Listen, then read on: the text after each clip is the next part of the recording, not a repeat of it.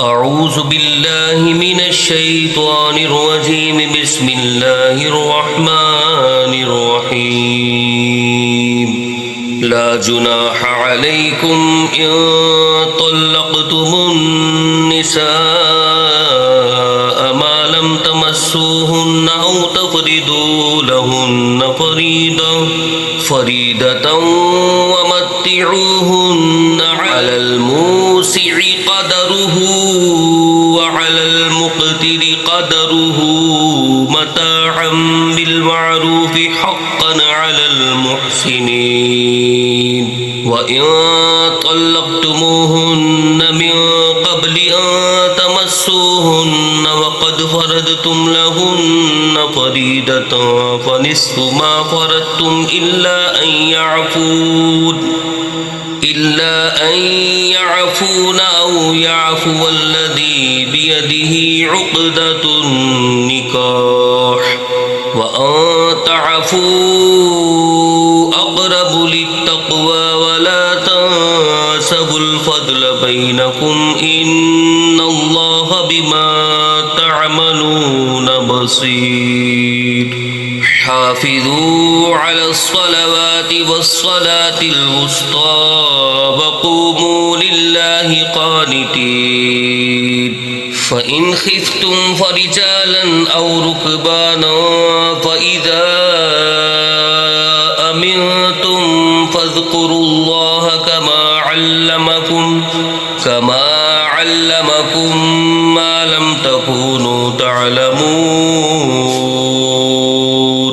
والذين يتوفون منكم ويذرون أزواجا وصية لأزواجهم متاعا إلى الحول غير إخراج فإن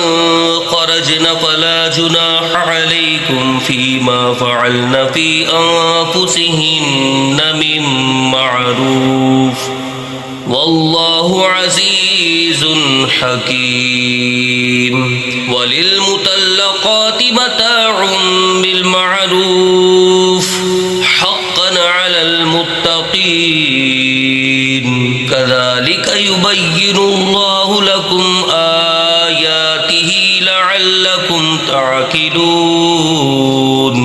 ألم تر إلى الذين خرجوا من ديارهم وهم ألوف حذر الموت فقال لهم الله موتوا ثم أحياهم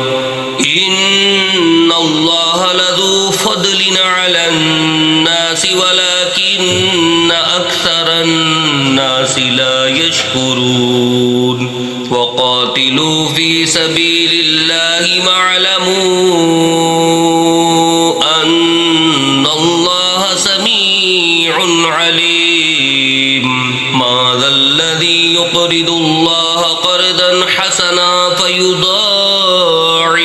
له أضعافا كثيرة والله يقبض ويبسط وإليه ترجعون ألم تر إلى الملأ من بني إسرائيل من بعد موسى إذ قالوا لنبي لهم ابعث لنا ملكا نقاتل في سبيل الله قال هل عسيتم إن كتب عليكم القتال ألا تقاتلوا قالوا وما لنا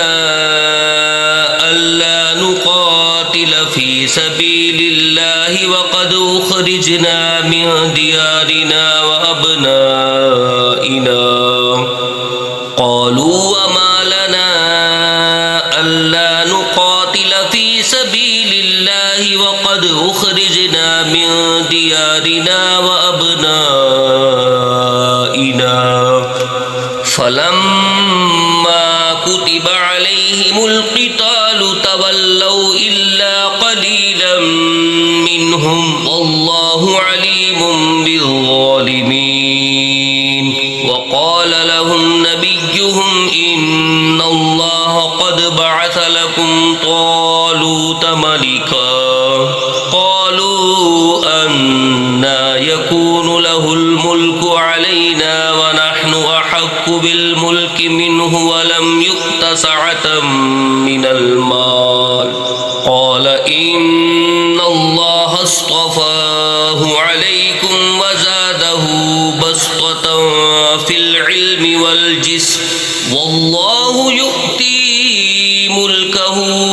من يشاء والله واسع عليم وقال لهم نبيهم إن آية ملكه أن يأتيكم التابوت فيه سكينة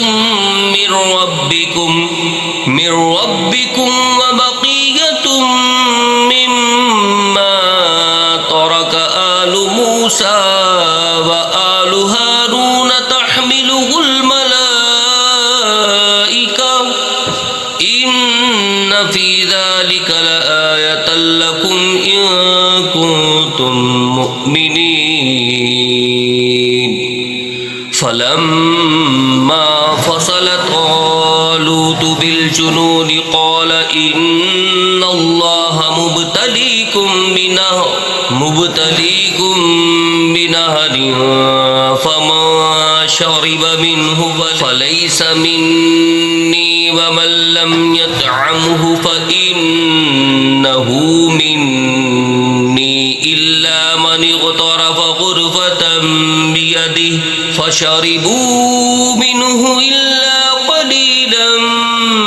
منهم فلما جاوزه هو والذين آمنوا معه قالوا لا طاقتنا اليوم بجالوت وجنوده قال الذين يظنون أنهم ملاقو الله كم